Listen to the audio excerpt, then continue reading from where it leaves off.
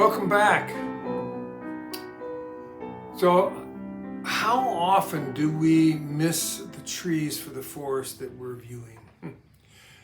We're so easily focused on that beautiful ancient sycamore yawning with branches that spread to the sky and its smooth, patchy skin, which is a metaphor for Jesus' great commandment, by the way, that we miss seeing the wispy little aspen off to the side that Jesus was actually talking about.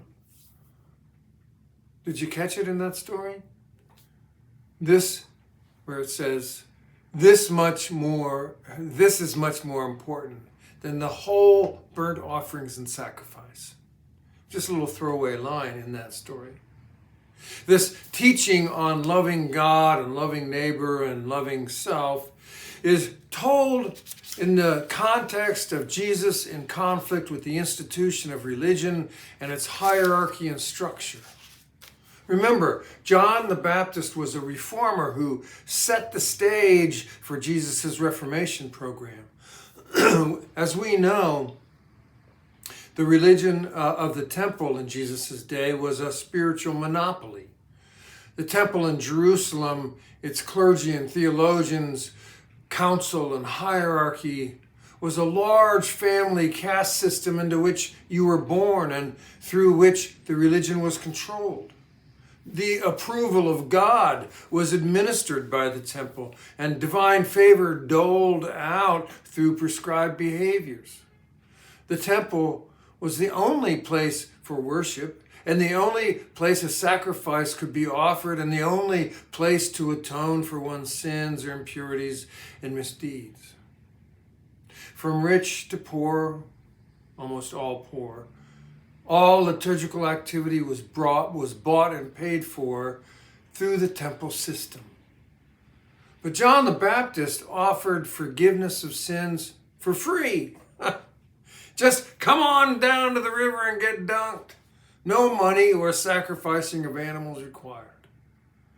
Now today we would call that a market disruption, where once there was only a monopoly providing a required commodity at whatever price the monopoly set, a new upstart company arrives. Think Amazon in the early days, and busts open the monopoly and changes the whole market. Enter Jesus, who initiates his own reform movement, and now he's saying that burnt offerings and sacrifices they're minor incidental things when compared to loving our neighbor, as if there is no distance between her and him and them and us. I am convinced that's what is happening to Christianity in the United States and Europe and elsewhere in the world more slowly. That loud, painful, sucking sound as churches circle the drain is a market disruption that may eventually reveal the invisible hand of the sacred as its source. The old church, the one our saints of previous generations belonged to, became a stained glass mausoleum focused on preserving what they called sacred music, played on a loud, immobile instrument built into its stone sarcophagus.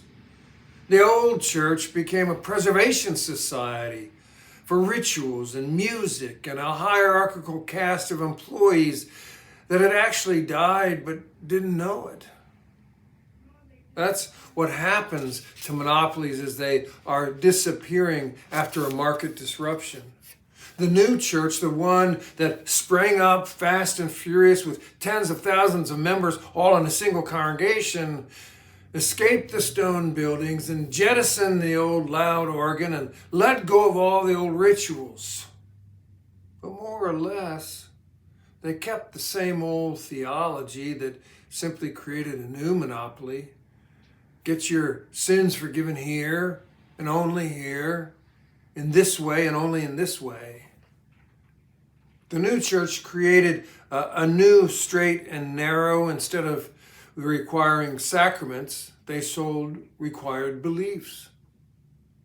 Now the old and new are both gangrenous. Both old and new are fatally infected with preservation obsession. The old, brittle institutional practices held to be the difference between holy and profane, and the newer yet just as toxic practice of right belief as a cudgel to bludgeon members into heaven, they are losing popularity and approval faster than floppy disks and the yellow pages. But what beauty we now have to gain strength to continue on, beauty from ashes. That's from Carolyn Marie Rogers' poem, Such Beauty from Ashes. It's both haunting and deeply, profoundly true.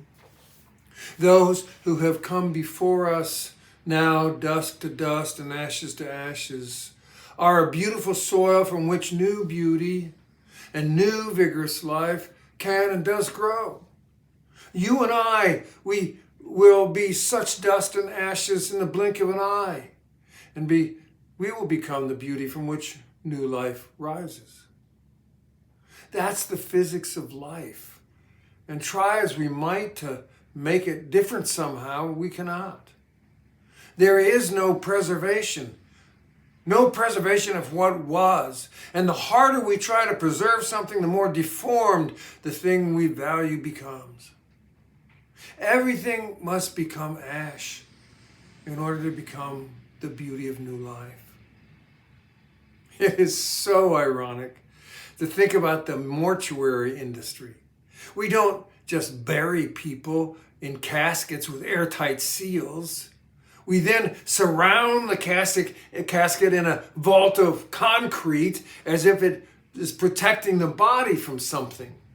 But instead of preservation, it merely slows the process of the body's rendezvous with soil, and so its beautification. Jesus understood that the temple was a sarcophagus, dead religion that didn't know it had died.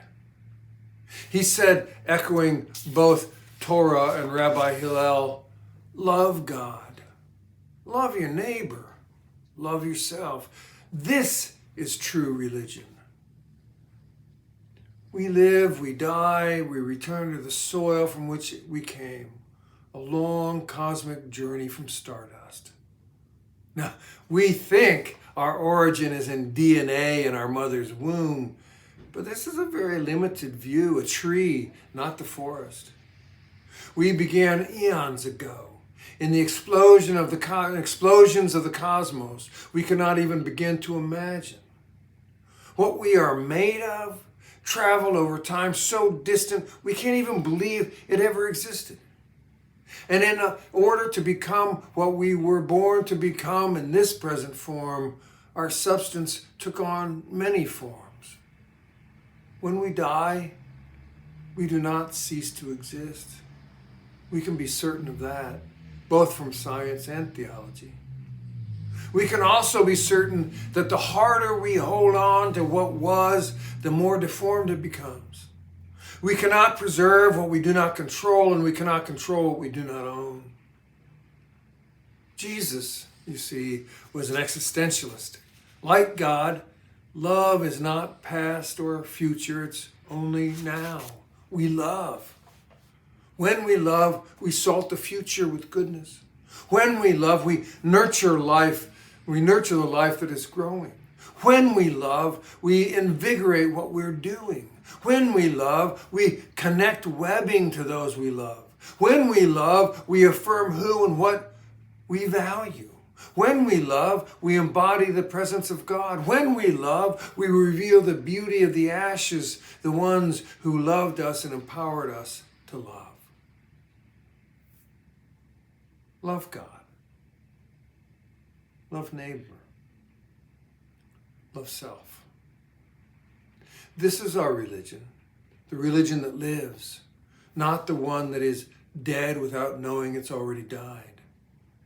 Love God. Love neighbor. Love self. There is no religion greater than this. Thanks a lot for being here. Peace be with you.